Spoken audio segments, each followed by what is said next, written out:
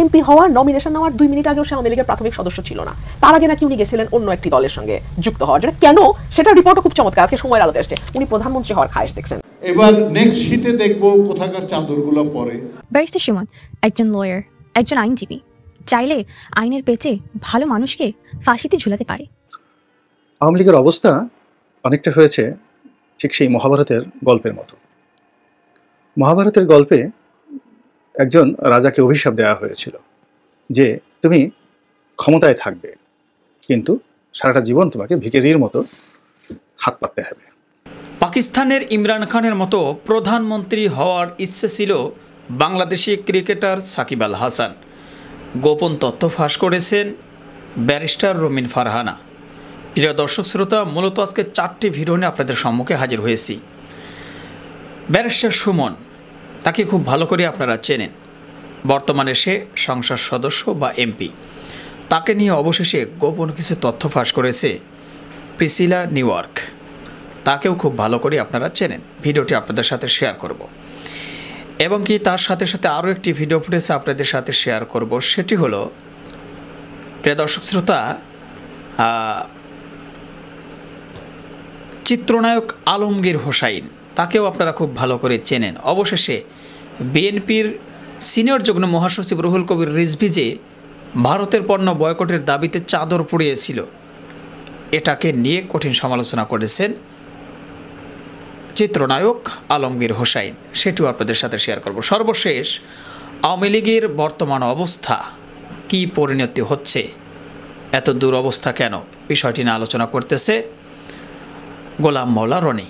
তো মূলত 4টি ভিডিও নিয়ে আপনাদের সম্মুখে হাজির হওয়া। তো চলুন আর কথা না বাড়াই, এক এক করে ভিডিওগুলো দেখে আসি। সর্বপ্রথম চলুন আলমগীর হোসাইন অর্থাৎ চিত্রনায়ক আলমগীর সকলের প্রিয় হতে পারে। তো চলুন তিনি বিএনপির বিষয়টি নিয়ে বা চাদর পোড়ানোর বিষয়টি নিয়ে কী বলতেছে, চলুন শুনে আসি।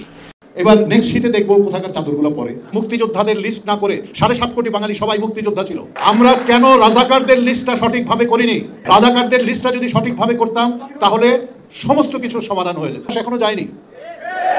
কেন যায়নি? তারা চান্স পেলেই পশ্চিমা দেশের কাছে কাঁদে যে আমাদেরকে এটা করতে দেয় না, আমাদেরকে ফুটবল মাঠটা ইয়ে করে দিচ্ছে না, সুন্দর করে ঘাস লাগিয়ে দিচ্ছে না ফুটবল খেলার জন্য।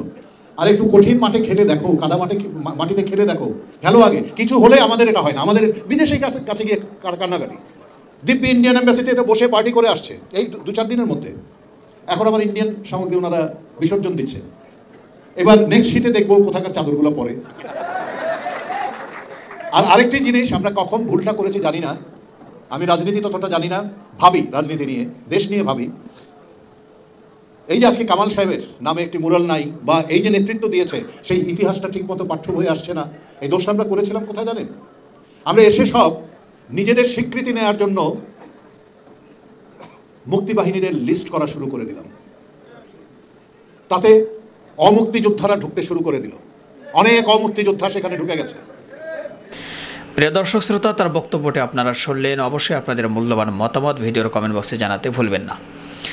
মূলত উনি কিছুদিন পূর্বে কিন্তু বিএনপির সিনিয়র যুগ্ম মহাসচিব রুহুল কবির রিজভী নিজের গায়ের শাল চাদর পরিয়েছিল ভারতের পণ্য বয়কটের দাবিতে। তার বক্তব্য শুনে বোঝা গেল যে উনি মূলত এই বিষয়টি নিয়ে আলোচনা করেছে বা কথা তুলে ধরেছে। তো যাই হোক প্রিয় দর্শক, আপনাদের মতামত জানাবেন। দ্বিতীয় নম্বরে আপনাদের জন্য যে ভিডিওটি শেয়ার করব সেটি হলো ব্যারিস্টার সুমনকে নিয়ে প্রিসিলা নিউইয়র্ক, একটা মেয়ে, সে আসলে কি বলতে চাচ্ছে ব্যারিস্টার সুমন সম্পর্কে। চলুন তার মুখ থেকে শুনলে বুঝতে পারবেন, শুনে আসি। News headlines: barrister Suman family সহ আমেরিকান গ্রিন কার্ড রিটার্ন করেছেন। ব্যারিস্টার সুমন একজন লয়ার, একজন আইনজীবী, চাইলে আইনের পেচে ভালো মানুষকে ফাঁসিতে ঝুলাতে পারে, আবার চাইলে খুনিকে মুক্ত করে দিতে সহযোগিতা করতে পারে। যারা ব্যারিস্টার সুমনকে মনে করেন যদু, মধু, রাম, সাম, না, ব্যারিস্টার সুমন এত বোকা না। যারা ভিডিও করছেন আমেরিকান গ্রিন কার্ড ফেরত দিয়ে দিয়েছেন ব্যারিস্টার সুমন, আপনারা অর্ধ পাগল। আপনাদের গানের স্বল্পতা আছে, আপনারা বেশি বেশি নদীর ছোট মাছ খাবেন। ব্যারিস্টার সুমন নিজকে এমন একটা পর্যায়ে নিয়ে গেছেন যিনি চাইলে যখন তখন যে কোনো দেশে গিয়ে সারা জীবন থাকতে পারবেন। আমেরিকান গ্রিন কার্ড ব্যারিস্টার সুমনের জন্য পানিভাত। অনারেবল প্রাইম মিনিস্টারের ছেলে জয় ভাইয়া আমেরিকা ছেড়ে বাংলাদেশে যান না। ব্যারিস্টার সুমন কেন পরিবারের আমেরিকান গ্রিন কার্ড ফেরত দিয়ে বাংলাদেশ চলে যাচ্ছেন? এমপি হওয়ার আগে কেন গ্রিন কার্ড ফেরত দেননি? কেন আমেরিকান গ্রিন কার্ড নিয়েছিলেন?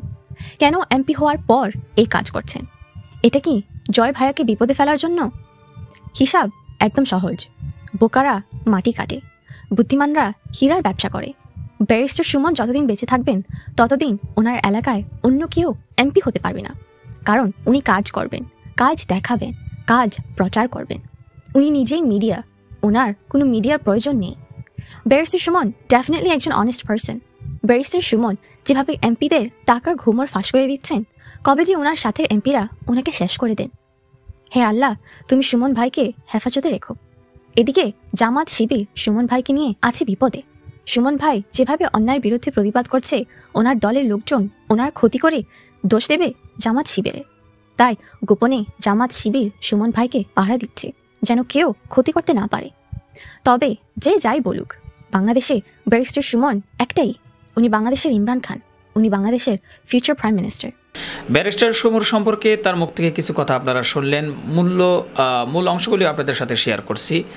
তো এবার আমরা 3 নম্বর ভিডিও ফুটেজ আপনাদের সাথে শেয়ার করব, গোলাম মাওলা রনি সাহেবের ভিডিও। তারপরেই কিন্তু সাকিব আল হাসান, ক্রিকেটার সাকিব আল হাসান, সে নাকি প্রধানমন্ত্রী হওয়ার ইচ্ছা ছিল তার মনে। অর্থাৎ পাকিস্তানের ইমরান খান ক্রিকেটার ছিল, সে যেমন প্রধানমন্ত্রী হয়েছে সেই আকাঙ্ক্ষাই নাকি ছিল সাকিব আল হাসানের। এই বিষয়টি নিয়ে অবশ্যই আপনাদের সাথে ভিডিও শেয়ার করব ভিডিওর লাস্ট মুহূর্তে। তো তার আগে চলুন আওয়ামী লীগের পরিস্থিতি বা অবস্থা নিয়ে কি বলতেছে গোলাম মাওলা রনি, তার মুখ থেকে কিছু কথা শুনে আসি। আওয়ামী লীগের অবস্থা অনেকটা হয়েছে ঠিক সেই মহাভারতের গল্পের মতো। মহাভারতের গল্পে একজন রাজাকে অভিশাপ দেওয়া হয়েছিল যে তুমি ক্ষমতায় থাকবে, কিন্তু সারাটা জীবন তোমাকে ভিখারির মতো হাত পাততে হবে। তোমার শান শওকত তুমি দেখানোর চেষ্টা করবে, কিন্তু মানুষ তোমাকে তুচ্ছ এবং তাচ্ছিল্য করবে। এবং তুমি যা কিছুই করো না কেন, সমস্ত কর্মেই তোমার মানুষের যে অভিশাপ, সে অভিশাপ তোমাকে তাড়া করে বেড়াবে। এই যে বিদ্যা অর্জন, ক্ষমতা অর্জন বা যে কোনো সম্পদ অর্জন, এই সম্পদ অর্জনের পরে যদি সম্মান না থাকে, কিংবা ধরুন আপনার কাছে একটা জিনিস রয়েছে, যে জিনিসটি কখনই আপনি প্রয়োজন মতো কাজে লাগাতে পারছেন না এবং প্রয়োজনের সময় আপনি সেই বিদ্যাটি ভুলে গেলেন।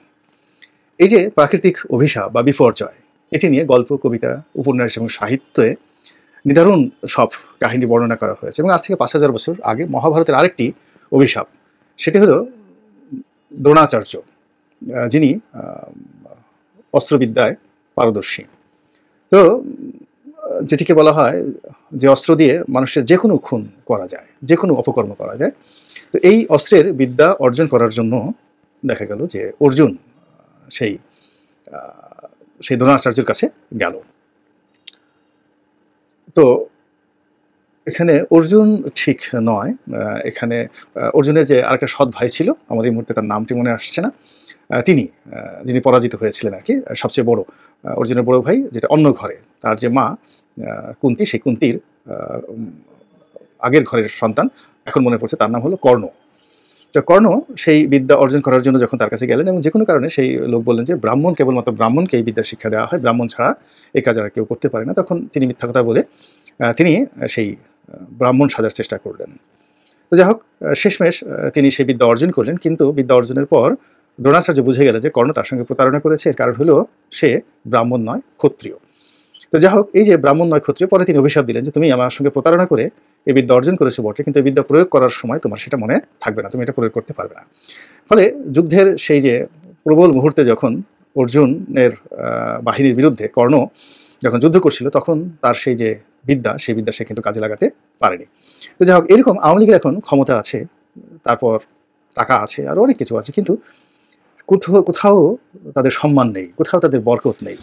মানুষ তাদেরকে নিয়ে তুচ্ছ করে, তাচ্ছিল্য করে, এবং তারা তাদের যে দীর্ঘদিনের পরীক্ষিত নেতাকর্মী রয়েছেন, তাদের প্রতি তারা বিশ্বাস স্থাপন করতে পারছেন না। দীর্ঘদিন যাবৎ তাদের যে বন্ধুবান্ধব রয়েছে, তাদের সঙ্গেও তাদের সম্পর্ক ভালো নেই, এবং সবচেয়ে বড় বিপত্তি হলো তাদেরকে কেউ বিশ্বাস করছে না। এর ফলে কি হচ্ছে, তারা বিভিন্ন জায়গা থেকে লোক ভাড়া করে এনে তার যে দল, সেই দলের সৌন্দর্য বৃদ্ধি করার, সেই দলের ক্ষমতা বৃদ্ধি করার, শান শওকত বৃদ্ধি করার তারা যে অপচেষ্টা চালাচ্ছে, এটি তাদের যে দুর্দশা এবং দুর্ভোগ, এটিকে বহুমাত্রায় আরও বাড়িয়ে দিয়েছে। যেমন ধরুন, তারা বিএনএম করলো, তারপরে তারা তৃণমূল বিএনপি করলো, তারপরে তারা কল্যাণ পার্টিকে নিয়ে আসলো, তারপরে তারা শাহজাহান ওমর সাহেবকে নিয়ে আসলো, শামসুর মুবিন সাহেবকে নিয়ে আসলো। এরকম বিএনপির থেকে, জামাত থেকে, এমনকি জামাত থেকেও তারা অনেক লোক নিয়ে আনার চেষ্টা করেছে, জামাত ঘরানার যারা লোকজন ছিলেন। এবং গত সংসদে তো চট্টগ্রামের একটি আসন থেকে জামাতের একজন একেবারে খুবই পরিচিত লোক, তাকে নিয়ে এমপি বানানো হলো।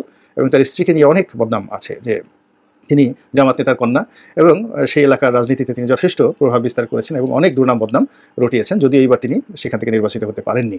তো এইভাবে জামাত ঘেঁষা বা ধর্মভিত্তিক দলের সঙ্গে আওয়ামী লীগের সারা জীবনের যে বিরোধ ছিল, সেই বিরোধকে পা মারিয়ে তারা যেভাবে খেলাফত মজলিসের সঙ্গে এবং অন্যান্য ইসলামী ঐক্যজোটের সঙ্গে, তারপর হেফাজতের সঙ্গে যেভাবে একই মঞ্চে একই টেবিলে বসে দহরম মহরম করেছে, তাতে স্পষ্টতই বোঝা যায় যে এই দলটি এক ধরনের দেউলিয়াত্ব রোগে ভুগছে। এবং সবচেয়ে অবাক করার ব্যাপার হলো যে মানুষ, ধরুন যে আপনি বা আমি যে কোনো একটা পর্যায়ে আমরা স্বাভাবিকভাবে কী খাই, ভালো খাবার খাই, ভালো পোশাক আশাক পরি, কিন্তু মানুষ যখন বর্জ্য খায়, অনেক ফেলে দেওয়া খাবার খায়, কিংবা ডাস্টবিন থেকে খাবার তুলে খায়, তখন বুঝতে হবে যে সেখানে দুর্ভিক্ষ চলছে। এবং দুর্ভিক্ষের সময় পশু এবং মানুষ একত্রে খায়। এবং আমরা সেই যে বিভিন্ন দুর্ভিক্ষ, বিশেষ করে 50-এর মন্বন্তর কিংবা 74-এর দুর্ভিক্ষের সময় যে অমর চিত্রশিল্পী যারা আছেন, তারা যে সকল চিত্র এঁকে গিয়েছেন দুর্ভিক্ষের চিত্র, যেগুলো দেখলে এখন আমাদের গা শিউরে ওঠে, যেখানে কুকুর এবং মানুষ খাবার নিয়ে কাড়াকাড়ি করছে, ডাস্টবিনের খাবার নিয়ে কাড়াকাড়ি করছে, এবং একটি মানুষ মরে যাচ্ছে এবং শকুন তাকে ঘিরে দাঁড়িয়ে রয়েছে, কখন সেই লোকটি মারা যাবে আর শকুন এসে সেই মৃত মানুষটিকে খেয়ে ফেলবে। তো এরকম দৃশ্য যখন রাজনীতিতে দেখা যায়, তখন বুঝতে হবে যে রাজনীতির দুর্ভিক্ষ কোন পর্যায়ে গিয়ে পৌঁছে গেছে। বাংলাদেশের রাজনীতিতে সবচেয়ে প্রাচীনতম দল, যারা বলা হয় আন্দোলনের সূতিকাগার হিসেবে যে দলটিকে অনেকে বিবেচনা করেন, সেই দলটিকে কেন বিএনপি থেকে লোক ভাগিয়ে এনে কিংবা বিএনপিকে ভেঙে টুকরো টুকরো করে তারপর সেই টুকরো টুকরো দলের সঙ্গে রাজনীতি। প্রিয় দর্শক, আরেকটি ভিডিও আপনাদের সাথে শেয়ার করব, ব্যারিস্টার রোমিন ফারহানার ভিডিও, যেটা হলো সাকিব আল হাসানের বিষয়টি নিয়ে তিনি কি বলছে। তো মাঝখানে একটি কথা বলছি, যেটা হলো যারা এখনও পর্যন্ত আমাদের চ্যানেলটি সাবস্ক্রাইব করেনি, প্রতিনিয়ত এ ধরনের সকল প্রকার নিত্য নতুন আপডেটগুলো পেতে আমাদের চ্যানেলটি সাবস্ক্রাইব করে আমাদের সাথে থাকবেন। যারা করেছেন তাদেরকে অসংখ্য ধন্যবাদ।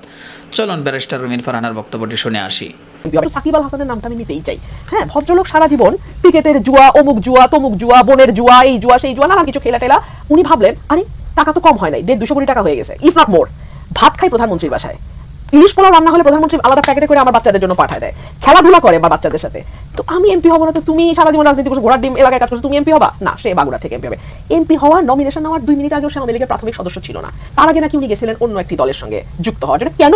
সেটা রিপোর্টও খুব চমৎকার, আজকে সময়ের আলোতে এসেছে। উনি প্রধানমন্ত্রী হওয়ার খায়েশ দেখছেন। হ্যাঁ, উনি ভাবছেন উনি ইমরান খান হবেন।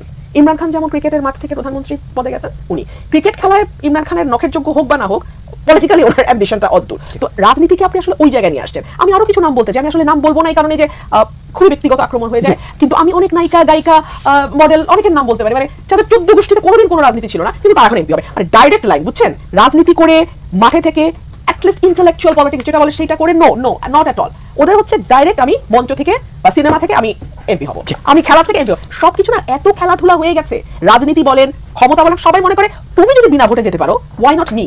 তুমি যদি রাতের ভোটে যেতে পারো, আমি কি দোষ করলাম? এই যে কেকের ভাগাভাগিটা, ওই বিভৎস ভিডিওটা, সংসদের আসনগুলো এখন ওই অবস্থায়। আপনারা দেখেছেন যে ইউনিয়ন পর্যায়ের নির্বাচনেও আমরা দেখেছি যে নৌকায় ভোট না দিলে এলাকায় থাকতে পারবে না। তো এই ছিল প্রিয় দর্শক শ্রোতা, মূলত আজকের ভিডিও 4টি ভিডিও নিয়ে আপনাদের সম্মুখে হাজির হয়েছিলাম। এক এক করে 4টি ভিডিও আপনাদের সাথে শেয়ার করলাম।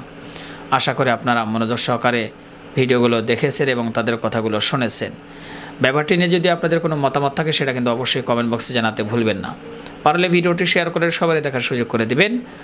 আর আমাদের এই চ্যানেলে এখনও পর্যন্ত যারা সাবস্ক্রাইব করেনি, প্রতিনিয়ত সকল প্রকার নিত্য নতুন আপডেটগুলো পেতে আমাদের চ্যানেলটি সাবস্ক্রাইব করে আমাদের সাথে থাকবেন। আর যারা করেছেন তাদেরকে অসংখ্য ধন্যবাদ জানিয়ে ভিডিওটি এখানে শেষ করছি। আবারও দেখা হবে, কথা হবে নতুন করে টপিকে, নতুন করে ভিডিও নিয়ে। ভালো থাকবেন সবাই, আল্লাহ হাফেজ।